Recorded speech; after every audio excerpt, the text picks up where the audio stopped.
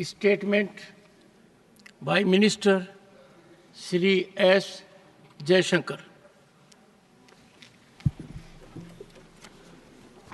Mr. Chairman, sir, I rise to apprise this august House of certain recent developments pertaining to Bangladesh. As honorable members are aware, India-Bangladesh relations have been exceptionally close for many decades over many governments. Concern about recent violence and instability there is shared across the political spectrum. Since the election in January 2024, there has been considerable tension, deep divides, and growing polarization in Bangladesh politics. This underlying foundation aggravated a student agitation that started in June this year. There was growing violence, including attacks on public buildings and infrastructure, as well as traffic and rail obstruction. The violence continued through the month of July. Throughout this period, we repeatedly counseled restraint and urged that the situation be diffused through dialogue. Similar urgings were made to various political forces with whom we were in touch. So, despite a Supreme Court judgment on 21 July, there was no let-up in the public agitation. Various decisions and actions taken thereafter only exacerbated the situation. The agitation at this stage coalesced around a one-point agenda, that is that the Prime Minister, Sheikh Hasina, should step down. On 4th August, events took a very serious turn. Attacks on the police, including police stations and government installations, intensified even as overall levels of violence greatly escalated. Properties of individuals associated with the regime were torched across the country. What was particularly worrying was that minorities, their businesses and temples also came under attack at multiple locations.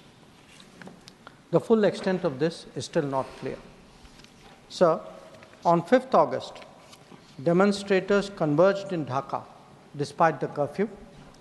Our understanding is that after a meeting with leaders of the security establishment, Prime Minister Sheikh Hasina apparently made the decision to resign. At very short notice, she requested approval to come for the moment to India. We simultaneously received a request for flight clearance from Bangladesh authorities. She arrived yesterday evening in Delhi. The situation in Bangladesh, sir, is still evolving. The Army Chief, General Baqar-uz-Zaman, addressed the nation on 5th August. He spoke about assuming responsibility and constituting an interim government. We are in close and continuous touch with the Indian community in Bangladesh through our diplomatic missions. There are an estimated 19,000 Indian nationals there, of which about 9,000 are students. The bulk of the students, however, have already returned to India in the month of July on the advice of the High Commission. In terms of our diplomatic presence, in addition to the High Commission in Dhaka, we have assistant High Commissions in Chittagong, Rajshahi, Khulna, and Sylhet. It is our expectation that the host government will provide the required security protection for these establishments. We look forward to their normal functioning once the situation stabilizes. Chairman, sir, we are also monitoring the situation with regard to the status of minorities. There are reports of initiatives by various groups and organizations to ensure their protection and well-being. We welcome that, but will naturally remain deeply concerned till law and order is visibly restored. Our border guarding forces have also been instructed to be exceptionally alert in view of this complex situation. In the last 24 hours, we have also been in regular touch with the authorities in Dhaka. This is the situation as of now. I seek the understanding and support of the House in regard to sensitive issues regarding an important neighbor on which there has always been strong national consensus.